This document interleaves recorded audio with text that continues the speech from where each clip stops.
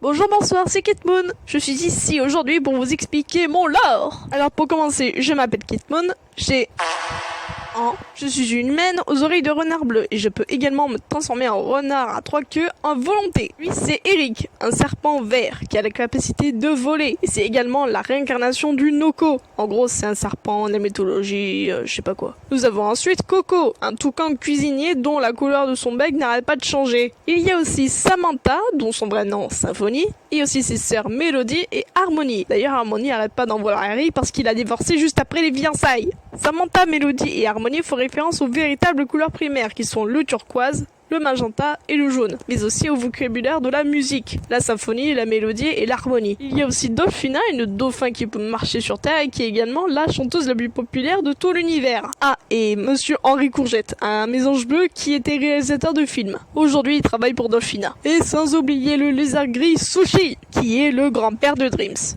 Dreams est une humaine aux oreilles de loup, il me semble. Enfin bon, je sais pas, elle me l'a pas dit.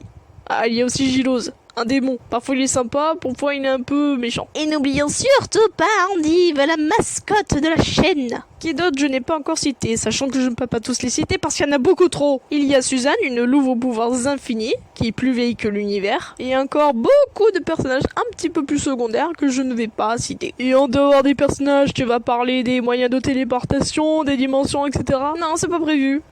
Nous pouvons également retrouver Salem Anderson, Jeff le lézard suprême, ou encore Charlie le demi-dragon. Au passage il est gay, il est amoureux de Coco. Sans oublier Bak et son frère Bouy, deux caméléons qui peuvent voyager dans le temps grâce à une machine à laver. Ah, et ils habitent à Paris aussi. Bon, à la base, ils viennent de Las Vegas, mais bon. En méchant, je peux citer Lucie, une espèce de serpent bizarre violette, qui peut voir à travers le 4e mur. Et à cause de ça, parfois, elle bug, bref, elle est bizarre. Et bien sûr, l'iconique Geiko, Camomille. Et bien sûr, Serena, qui n'est pas une méchante. Serena, c'est qui celle-là ?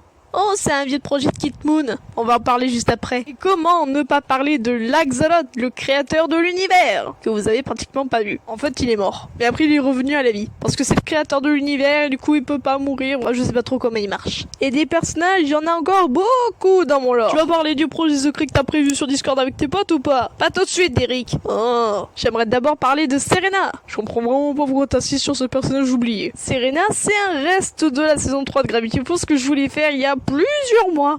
Mais comme la série appartient à Disney et que mes talents en dessin sont largement pas suffisants pour copier à peu près le style de la série, c'est pour ça que j'ai rapidement abandonné. Mais j'ai quand même décidé de garder Serena parce qu'elle me plaisait bien. Bon, le projet secret, viens ou merde? Oh oui, Eric, ça va, j'y viens. Oh, Kitmoon, quelle brillante idée de rajouter un projet alors que t'en as déjà 72 000 en attente. Oh, ça va, Coco, je serai pas toute seule. On parie combien sur leur utilité? Oh, c'est bon, Coco, arrête d'en rajouter. Plus d'informations sur mon serveur Discord. Tu veux pas directement en parler en vidéo? Flemme.